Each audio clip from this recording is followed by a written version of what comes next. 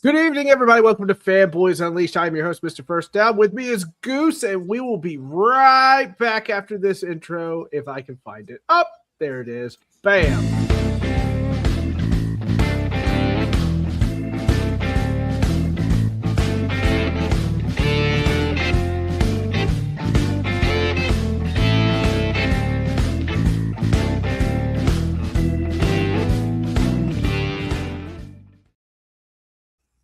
Welcome back, everybody. Goose, how are you, baby? I'm doing well. How are you, Mr. Sam? Oh, I'm doing good. Just got one eye on Mania and my mind on the NFL. That's how we do it. Happy WrestleMania. First day of WrestleMania to all you fans out there. But don't worry. I'm not talking about it. I don't want to have another debate about the guy that jackhammered people for the WCW or whatever. But we're here to talk football. We'll start out with this, and I'll go ahead and get Goose's thoughts. Dexter Lawrence heads over to the Bengals for the 10th first overall draft pick. So now the Giants sit with 2 in the top 10. Great deal for the Giants. Bengals, I'm kind of loopy on. Goose, your thoughts? Yeah, I'm in the same spot. Like I get it if you want to try to build your defensive line around him. You know, last year he was kind of sloppy. He had a big time down year. He only had half a sack. People are saying he came into camp overweight. He was kind of lazy. So you're gonna give a 10th overall pick for a guy that had a big time down year. Oh, the girls are coming to say hi. Yeah, I know. They're like, "Hey, you're being too loud." I'm like, "You can't hear me from your room." Girl dad stuff is the best. I know. All right, well, let us give you a hug. Well, yeah, just it's like the 10th overall pick is a huge pick for a guy that had a down year. He's considered one of the best defensive tackles in the league, but who knows how he's going to show up. But when you look at the other side, and you've talked about this, and other people have talked about this, what is the value at number 10 this year in the draft? Is it a really solid draft? Did the Bengals say, God, this is kind of a weak draft, and we don't see anybody at 10 we really want that's going to make an impact like he could? So that could be the mindset of that GM, but they don't extend defensive players. They don't re-sign. They don't give him big money, and so that's what he wants. He's saying change of scenery, but we all know he's going to want a bunch of cash. So it didn't really make a ton of sense to me. Yeah, he wants the heavy pockets. That's what he wants, and he ain't going to get it with the Bengals. I mean, I've never seen. They talked about like Bud Adams with the Titans being a cheap owner. He ain't got nothing on the guy in Cincinnati. Right. He got no. I'll overpay my team will overpay the wrong person in a heartbeat. They won't overpay anybody, good, bad, middle of the road, or anything. It is just absolutely crazy town to me. But it is what it is. Good luck to him out there in Bengals country. Yikes! I mean, I just kind of look at it like, man, I don't even know. So, Goose, you have a repertoire, a full clip, as I like to say, when it comes to giving people the trolling jobs that we come to love so dear in social media, for better or worse. So we'll start you out here. I'm going to give you the NFC West. So give me your bullet for the Los Angeles Rams. I don't really have one for the Rams, to be honest with you. Click. That's one of the franchises that they just seem to be doing things right, and they're consistently really good. I don't really have anything bad to say about the Los Angeles Rams, and that's really sad, right? Yeah, well, Puka. Yeah, right. That's going to be a tough job for them too, because he's coming up on an extension, and what is he going to be? Is he going to be a huge bust and a failure now because he can't get his head straight, or is he going to square himself up? So, yeah, I think that would be the only kind of interesting thing happening there. But otherwise, no, Rams are okay in my book. Yeah. Okay. Wow. I wasn't ready for it. But I will say this: I still think Stafford right now sits at the top of the league as far as quarterbacks go. He's just. Gosh, if he's on, he's on. There's no stopping him. It's one of those few guys that you see in the league that if he is focused, it doesn't matter if you triple team a wide receiver, he'll hit him. I don't know how he does it, but he finds a way. And he went on that 4 or 5 game tear last year where he was just an absolute monster. And it's rare that you see that. And I know we got to be coming up on the end here for him soon, because that back is not getting any younger whatsoever. No. And that would be the one thing. I'm kind of amazed with some of the veteran backups that are available that they hadn't made a move to just kind of solidify that position, somebody else in right now. So that would be the one kind of dig. But otherwise, I think they're just going to ride the Stafford back until it fails. And then McVay might just say, hey, that TV deal looks pretty good. And just, I'm out of here. Right. Yeah.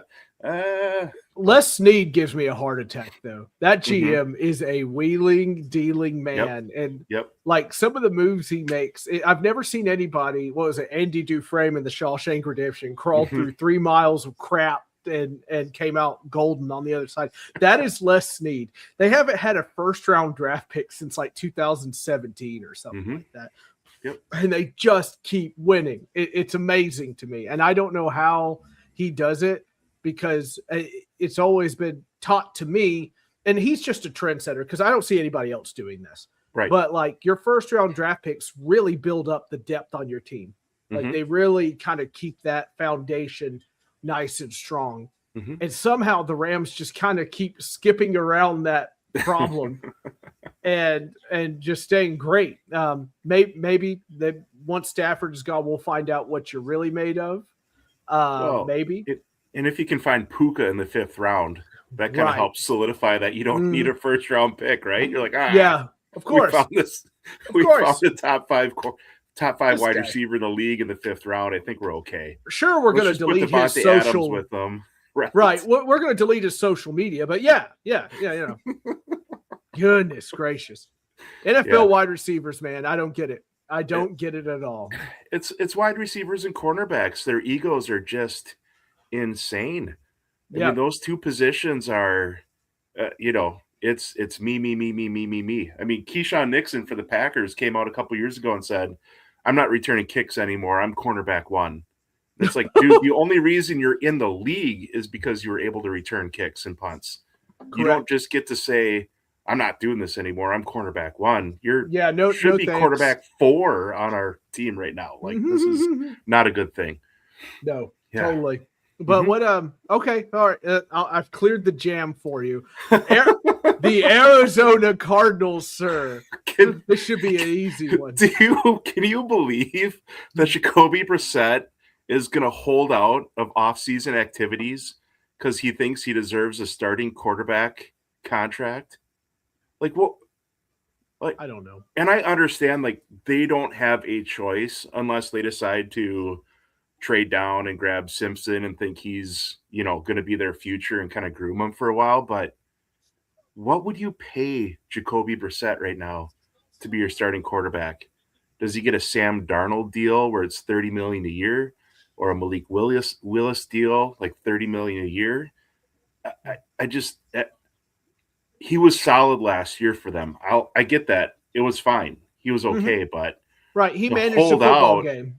Yeah. Like, you're holding out and you haven't proven anything. Yeah, that doesn't make any sense. They should have moved on from Kyler a long time ago. I'm glad they finally did for both parties. But you eventually pay for the consequence, right? Of a bad draft pick. And this is it. Jacoby is one of the best backups in the league. I don't think that's a problem whatsoever. And could also be a thing where the former coach said, you got the keys. And then the new coach shows up and says, well, hold on. And then, you feel like you're being jerked around every which way. Right. And they can't afford to go through this right now because the market is so bad. And guys like him and Joe Flacco are making top money and are able to sit out because they have the leverage. So that's what he's going to do. And I don't necessarily feel that is absolutely the correct way. I figured he'd say, hey, get me off the team and try to just leave and go get another job and get paid a bunch of money. Sure. but something feels like it's going on there. If he's saying, "Hey, I know whoever you're drafting here is not going to be ready to go, so it's going to be me," like, no one in their right mind is going to start Ty Simpson out the gate. No one. No. If it is him, no one's going to do it. I kind of thought it would be him and Will Levis or something like that. Try to battle it out and see who's going to get it. But he's, God bless him. I think he's looked at the situation and says, "All right, I'm going to try to squeeze what I can out of this and move on." Right. This might be his only time. This could be his only chance at, life-changing or generational money. So God bless him for that. But gosh, what have you done? What have you really done?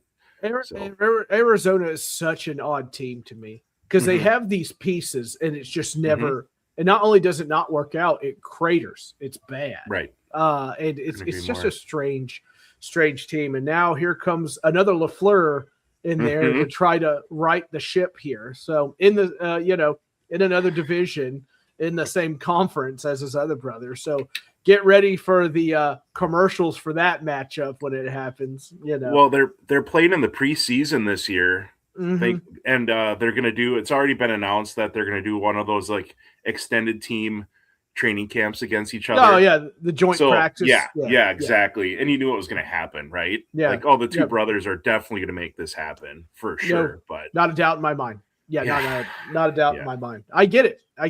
NFL Network will be there 24/7 watching it more than Vrabel and Diana.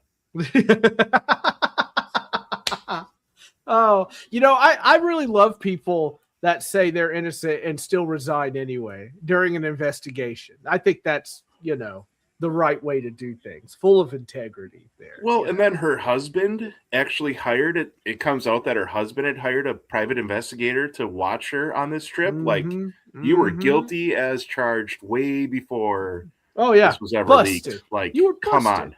Yeah. Right. Like, people are going to dog you forever anyway. Right. But you will get some sympathy for people if you come out and you just say it. Yeah, we did. We did it. It was wrong. We did it. We shouldn't have. We did it.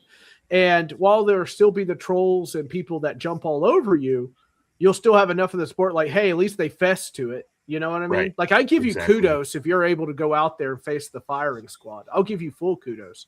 Right. But if you're going to do this whole, the Athletic announced it's going to investigate everything she's ever done. And then all of a sudden she resigns. And it's just like, okay, the Athletic says, okay, but we're still going to investigate. Right. So, you're not saving anything. You might as well come out and say it. And then Vrabel's ditching press conferences. Well, sure. And, he should just go ahead and face the music. It's done. It's done. It's silly to play this game. It's coming. Get your prepared statement out there. Say it. And then when everybody asks questions, it's like, we're not talking about that today, and we'll move on eventually. Correct. But you might as well go ahead and get started because someone's going to ask you that question for the next 8 press conferences. So you better get ready because it's coming. Well, it doesn't matter how long you wait. It's OTAs fire up, whatever. There's going to be a question about it. Right. You're correct. 100%. And you're not going to. You can sit up there and go, "Hey, I'm not talking about the." You don't get to tell the reporters what they get to ask. They get to ask. Exactly. So, it's happening. Make your peace with it. It's coming. Titans legend, Mike Vrabel. Funny story. These rumors existed back then in Nashville too. Sure. That's the funny thing. Because she always seemed to be before everything. And I remember the beat reporters on the radio in here in Nashville were like, boy, for a national reporter, she is really plugged in here. And so the rumors kind of started from that. Not to this degree. Everybody was pretty shocked down here when it happened. Vrabel's always been pretty nice to the female reporters around the whole league. So we just thought that was what was going on. But there were people down here in Nashville that were like, I'm telling you, I see them out eating together. I've seen it. I've seen things. And, I'm like, well, great. A yokel called into the sports radio station and is like, I saw Right. them. They were interlocking fingers at, a hot chicken joint, and people, it was hard to believe it then, but now you got to have to Sure. look back there and go, Yep. it's just what it is. And you've called yourself in the question. I said this on the last podcast I did. Her career's done. It's over. Yep. It's done. Oh, no question. Yeah. Enjoy Barstool, Diana. Enjoy. Yeah, that's where she'll go. It's either a podcast or Barstool. It's one or the other. David will hire her. She'll just look for other insider information. 100%. Yeah. Yeah. So how was it with Vrabel? Huh? Yeah, exactly. Yeah. A little risque or whatnot. Right. Okay. This might be a blank. This might be a blank too. Seahawks. You got one for the Seahawks? Well, it just confuses me. So you bring in Sam Darnold. You know that when the lights get really, really bright, he fails. Right. And so you make this incredible run. You get to the Super Bowl. You have a running back and your defense that essentially got you to the Super Bowl. And then you're like, see you later, Kenneth Walker. See ya. We're going to be fine with just Sam and JSN. Because when Sam had Justin Jefferson, he was so good. Right? Like he's already proven that he needs a running back. And you're just like, see you later. We can't afford you because we're going to give JSN a ton of money. And I get that. Right. Sure. And I get that you can find running backs. I understand that. But, man, I mean, 1,000-yard rusher. He can't catch out of the backfield. That's one of the knocks on him. And he's not a great catching back. But still, like, that was Sam's security blanket. Like the running game in JSN, and now you let one of the legs. It's like he kicked the leg out from underneath the stool. I don't get it. I don't get that part. I don't get it either. I try to, but I can't really grasp it to some degree. I don't know what the plan is. I do think their coach is smart. I do think he's a sharp guy. I don't think you win a championship without being a sharp guy. You and I have messaged about this before. I've never seen a defense say, "Hey, you can have the deep ball. I'm stopping everything else." Right. I'm gonna flood your midfield. You're not getting the first down. I'm not gonna let you run. You can throw it deep. Go ahead. It doesn't bother me one bit. I'm going to stop your 5-yard outs, and I'm going to stop your 3-yard digs. That's what I'm here to do. And that is an interesting way to play defense. That is a really interesting way to do it. It's the opposite of everybody else in the NFL. Everybody else is like, let's contain. We'll let a really long drive go if we need to. And he's just like, I'm going to be in your face. We're going to play smash mouth. And if you beat me over the top, you beat me. But my pass rush is probably going to get there before your wide receiver gets open. So I'm going to take that risk. All right. Okay. All right. 49ers, click. They haven't done shit since like 94. They run their mouths. They haven't done anything in 30 years. I mean, honestly, I don't, they got a great GM. They build a really nice team. They found Brock Purdy. There's a guy that was just scouted just incompletely wrong out of college. Like the guy at Iowa State, he was polished coming into that system. Right. They got a great head coach, except when he hits a playoff game and then he forgets how to coach and he just chokes or gets too conservative.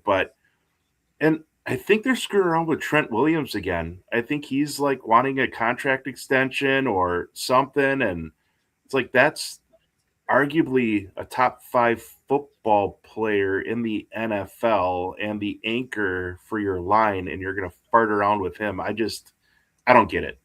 I don't get that part. I don't get it either. I've never seen a team that was so loaded up with great players and not push it over the finish line. I think that's it. Yeah. I think Shanahan is he overplays his hand every single time. It's just something or other. You couldn't tell me when they had the Chiefs in the Super Bowl, like all you have to do is eat clock here. Why are you trying to force the issue? It's football 101. It's not. And that's twice. That's twice in a Super Bowl where he has just failed to, manage a clock. And that is shocking to me. It's shocking. I don't understand why. He was the offensive coordinator for that whole 28-3 debacle. Like where he didn't eat clock. Right. Like, what are you doing, right? Yeah. Yeah, No, I don't get it. But that's a little bit of LaFleur, a little bit of Matt Scott, that same sort of deal. Like, hey, we'll be up by 2 scores. We'll make a halftime adjustment. Comes out in the second half and he throws the ball 3 times. It's like, wait a minute. What are we doing? Like, that's not how we do business here. You're up by 2 scores. Like, run the ball, play action, under center. Like, what are we doing? Don't just start airing it out and get your defense out there right away. Like, that's not, so yeah, it's in that tree a little bit. We got to take time off the clock, right? We're kind of doing, I have to say this, we're kind of doing Jeff Fisher ball, where you just need to eat the clock and try to ink these games out. So I don't know what UFL game I was watching. I don't know if it was today or yesterday or what night it was, but Todd Haley was the offensive coordinator for one of the teams. And he literally, they got the ball in like their own 6 and they scored a touchdown, and it was a 9.5-minute drive. And I don't believe they passed the ball once. I think he literally just said, I'm going to keep running the ball until you decide you can stop it. And they just couldn't. It's just like a 9.5-minute, like just A gap, B gap, just right up the middle runs. The entire time. It's not going to happen. Yeah. They just keep trying and trying. There's Todd Haley for you. The man perpetually looks like he's in a midlife crisis. Like, perpetually. He always looks like he's about to cry, and he's constantly agape. Like, well, you kind of see him, and it's like, did you just like roll off of a golf course along a beach and then just decided to put your hat on backwards and show up at this game and just call running plays? Like, what are we doing? Yeah, I never understood it, And he was good with the Steelers as offensive coordinator. I don't know why it hasn't translated, but it hasn't. No. So I don't get it. I try to get it, but it doesn't make any sense to me. So the we move on here. This should give you a full clip because, ladies and gentlemen, this is the NFC South. Boy, oh boy, what an insane way to begin this. I'll give you Tampa first. They're doomed anyway. God bless them. Tampa, it's like I feel so bad for Baker Mayfield because if you look at pure football player and pure heart, he's probably one of the top 10 football players in the league. Like, that's the type of football player. He could play middle linebacker, he could play safety, he could play quarterback, and everybody's going to rally around him. But here again, you come in after Tom Brady, expectations are super high. Right. And then you just kind of keep stumbling. And then you're like, oh, well, maybe we don't need Mike Evans anymore. That makes sense. Like, let's just let him leave. Like, what are you doing? The guy probably wanted to retire there. I'm sure he did. There's no way. Yeah. Like, what? I don't. Didn't they keep their head coach too? Like, they were not. There's no way he survives this year. They have to do something because they for a while they're sitting there with a young guy in Abuka. Was it Abuka? Right. Yeah. And these guys, and they were rolling at the beginning of the year. I said, "Oh my God, Baker's going to win MVP." Like, I literally was sitting there watching them for the first 3 games. Like, here we flip it and go. Correct. And then they started faltering. And then Baker started having problems. And then Mike Evans started dropping passes. And then the mismanagement of the clock, mismanagement of personnel. And then everything just piled on. We don't know why what's his name is still head coach, whose name eludes me at the moment. Todd Bowles. There you go. Yep. I don't know why. He's getting snippy at press conferences. It's like the whole thing fell apart. We should just go ahead and get him out of there. Well, nope. We're just going to keep rolling along. We'll get rid of Evans because Abuka's here. I guess that's fine. So I am very dubiously staring at Tampa Bay. Maybe they just think the division's so bad they got it no matter what. But I don't think you can do that, though. I think it's almost wide open the rather than it being the Saints bad. Are starting to figure it out because Tyler Shuck ended up being a pretty good quarterback despite everything. Correct. And he's about to enter year 2, and if they load up that offense, if they get another wide receiver in the draft, doesn't have to be a great wide receiver. It just has to be a nice number 2 next to Olave. And then you've got now you've got a problem. So yeah, I don't know what Tampa's doing. I'm very curious. I definitely have my eye on them. I don't know what they're up to be honest with you. Carolina. The shortest good quarterback in the league? I don't know. Can he see over his offensive lineman? No. Which one's going to show up? That's I think he's an example of a guy that probably needed to sit for a couple years and then start. 100%. It's just starting to click in his head a little bit. They had Thielen, and then Thielen said, I want to go somewhere else so I can be a playoff contender. And, you took a little bit of security blanket away from him. Funny enough, Thielen went to Minnesota. They failed to make the playoffs, and then Carolina makes the playoffs. So that was a good thing for him. But, I don't think the fan base has a lot of expectations there. And what are they going to do at quarterback? Are they going to roll this next year with him, think they have something, and then draft in 2027 when there's, according to the experts, 35 starting NFL quarterbacks coming out in that draft? Yeah. I just don't know. I think that's what they're going to do. I really do. I mean, what choice do they have, to be honest with you? I don't think they have one. I think they just got to wing it and try to figure it out because I don't know if they're still in cap hell. They were in cap hell for a while. But I don't know where you head out from here because, I mean, all else fails. Bryce Young has to decide what he's going to do this year. This is it. Because they don't have time to wait around. Okay. And you know what? Canales has won them a few games, pure coaching alone. He kept it close with the Rams in the playoffs last year. I thought that was an interesting tidbit. So I do think they have the right guy holding on to the reins, but I don't know if they have the right quarterback. I'm leaning towards no. So they have to figure it out. Well, they got Andy Dalton.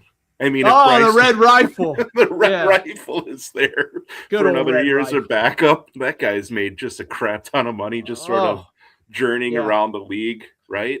Flacco, Brissett, and him raise glasses to each other when they're in Cancun. We're living life. We're living large, boys. Just hold that clipboard.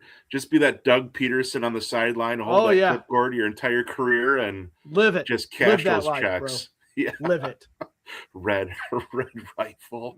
That's his name. That's what I call him, the Red Rifle. For a while there, NFL podcast had the Dalton scale because he was completely average in every stat. Sure. So they say, "Are you above Are you above or below the Dalton scale?" Mm-hmm. That's what they called it. And I was like, you know what? That's 100% true because you wouldn't hate him if he had to start a game. But at the same time, you don't want him to stay either. Right. It's just weird kind of place where you're at. But all right. They're marching in the Saints. What you got for me? Other than $80 million over the cap. Yeah, I mean the cap is a nightmare, but you knew it was going to be a nightmare. They made a really nice job. I think Shuck, it was a big boost for them. He's going to be good. Their head coach is obviously he's a proven play caller on the offensive side of the ball.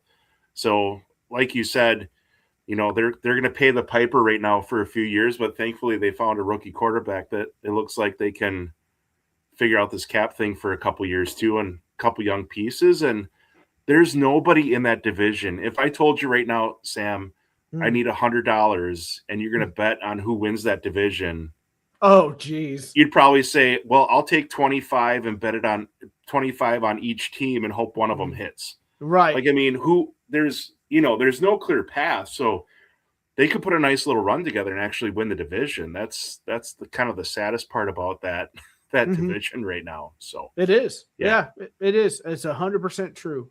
I mean, I can't really fault the Saints. I think for the situation they're in, they're making all the right moves, and they've gotten fortunate because they drafted well.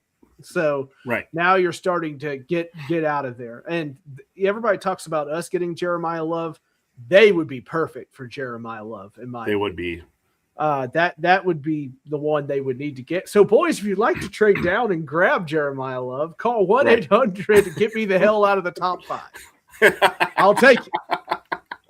Happy And to you're help. right. Like, that would be a perfect piece. Like, get a really good, solid running back behind that young quarterback Yes. and another wide receiver in the 3rd or 4th round, because there's supposedly just a ton of studs late in this draft, wide receivers. And this second so, round is going to be madness this year. Right. It's going to be absolutely crazy. So, grab a running back in the 1st round and just put some pieces together, and you win 9 games. You win 9 games, you probably win that division.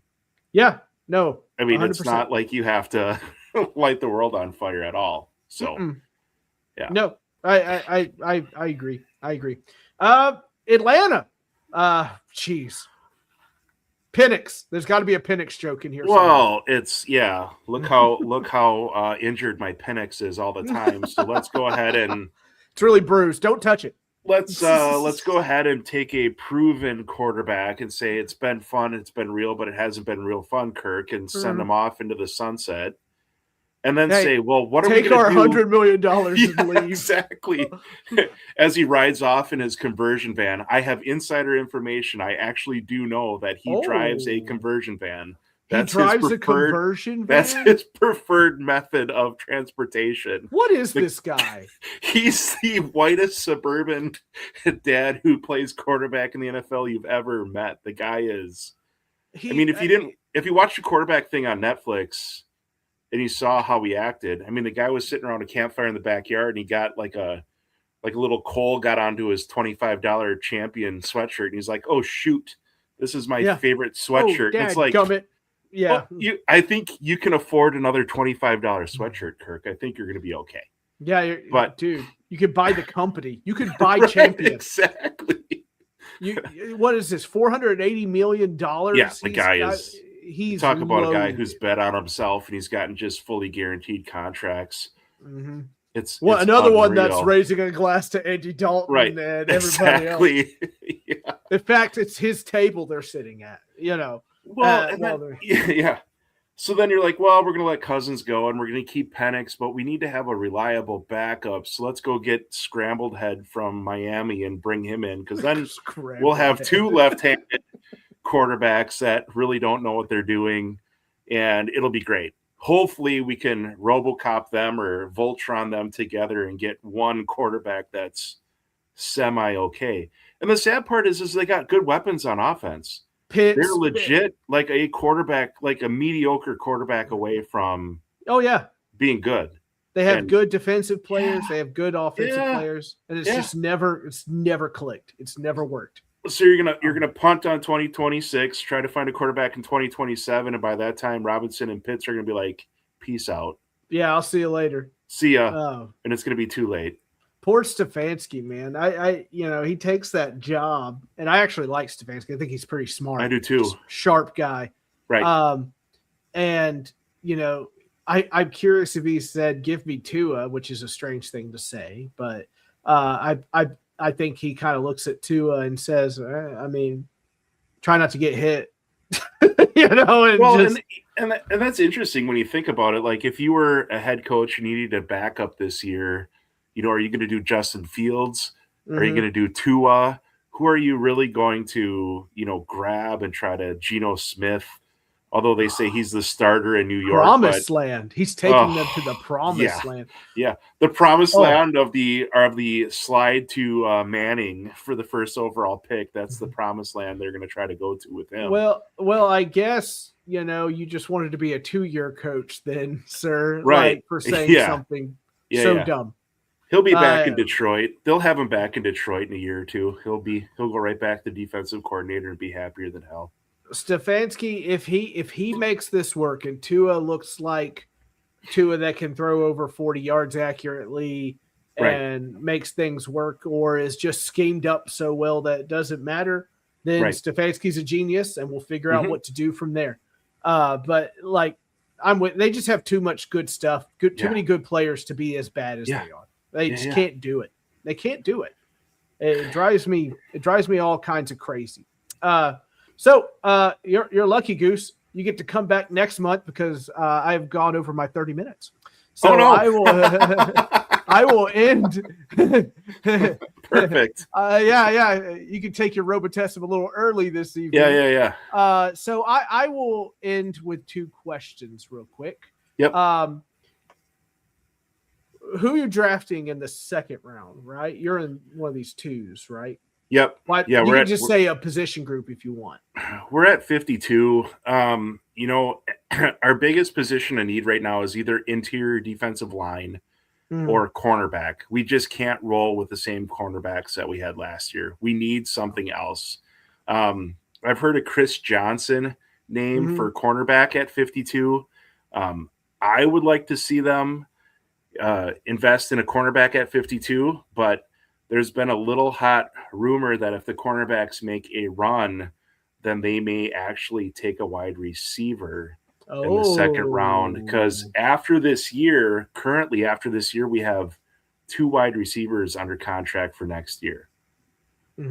So, they're probably going to extend Watson. We understand that. Are they going to extend Reed? We don't know. But I think it's going to be cornerback or possibly wide receiver in the second round. Were you shocked that Wicks walked? I was kind of shocked by that. I thought he would have stuck around. No. So are you saying Romeo Doubs? Doubs. Yeah, Doubs. They drafted 4 wide receivers in 2 years, right? And it was kind of like hey, let's see who sticks and who we want to keep and who goes. You draft Doubs in the 4th round, you let him walk, you're probably getting a 3rd round pick next year for him, so that's a bonus. Wicks, same thing. You draft him in the 5th round. You're going to get a 5th this year and a 6th next year for him. So thank you so much for your service. It's been wonderful. But it's kind of precarious because they do this where they'll draft hey, we'll draft 3 cornerbacks or 4 wide receivers or all these guys. And then what can go wrong? They don't backfill. And then all of a sudden they're now we're scrambling for new players. And it's well, wait a minute. You should have seen this. Yeah, so I think it's going to be corner, wide receiver, and I'm actually kind of leaning towards wide receiver, to be honest with you. I think they want to bring another impact player onto that squad and make it go. So gotcha. Okay, and last one before you drift off into Robitussin, which is a nice place to be in my opinion. Yes, it is. To be honest with you. Yep. So. Welcome to the off season, ladies and gentlemen. NFL off season talk to get us through this time. It is draft week, officially starting next week. I will be up in Pittsburgh. I cannot wait. So who's winning the AFC and who's winning the NFC, Goose? Tanner's going to love me. Tanner is going to love me. You can't do this. You can't. I refuse. I veto this, Goose. I veto it immediately. I actually think by them grabbing Kenneth Walker that they're going to make a ton of noise in the AFC, and here's why. The last time the Chiefs had a 1,000-yard running back, Alex Smith was the starting quarterback. Patrick Mahomes has never had a 1,000-yard running back since he's been the starter. You still there, Sam? Sorry, my internet went poo-poo. Oh, it's okay. So, so no 1,000-yard running back. And they know that Patrick might be out for the first 4 weeks, so they're just going to tell Justin, hand the ball, hand the ball, hand the ball, hand the ball. Safeties have to start sinking down. Patrick comes back. I think they're this sneaky. They're going to make a bunch of noise and make a late run, and they're going to come out of the AFC. The only other team would be the Broncos, Bo Nix. I mean, if he wouldn't have just stepped on his ankle wrong, I think they would have won the Super Bowl, to be honest with you. Yeah, they could have. But they brought Waddle in. But I really do. I don't want to say this, but I think this could be an Andy Reid, Travis Kelce sail off into the sunset moment for the Chiefs. I really do. Yeah. That running back's a huge. That's a huge boost to their offense. They don't need wide receivers. He can throw to whoever's out there. Right. Doesn't matter. Having a bell cow running back like that, a play toy for Andy Reid, that's legit. And it's a good investment because with the knee injury, Patrick's not going to be running around as much. Correct. So getting that heavy guy there that's a threat is a very good chance to do it. So them versus Packers Super Bowl. Is that what we're correct. getting at? Absolutely. All right. Okay. 100%. Yeah. Don Mikowski right over here over my shoulder saying I have to. Yeah. No, I think for sure it's we're all in. Parsons coming back, Kraft's coming back. Mhm. You know, we lost 4 or 5 really good players when we played the Broncos, and we were whipping the crap out of the Broncos in Denver until a bunch of our guys went down. So Yeah. I Body bag really gang. do. Like any team, you have to stay healthy, but we have all the pieces. And then a new defensive coordinator, and we're not sure exactly what he's going to do because he won't talk to anybody yet. But Right. yeah, Packer Chiefs, and then Tanner and I will have to do a 3-hour podcast the day before the Super Bowl to yell at each other. But That'll work. Okay. Yep. Perfect, man. That'll work. Hey, I'm about it. I'm about it. Goose, thank you for coming on. We'll come in next month, fill out the rest of the questions. Sounds great.